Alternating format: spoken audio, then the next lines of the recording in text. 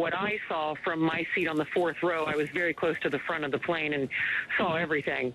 The pilot ran to the cockpit door, began banging on it, and said something to the effect of, "We've got to pull the throttle back. We've got to get this plane down. We got to get this plane down."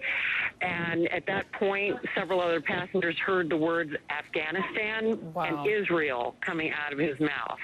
It's not clear exactly what he said, but apparently those two words were heard, Israel and Afghanistan.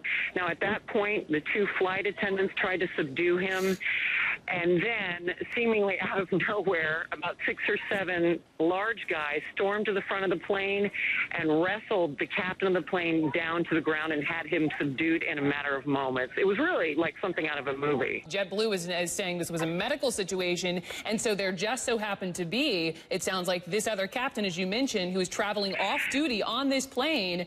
And so what ended up happening? Did you see this gentleman then able to enter the cockpit and help you all land?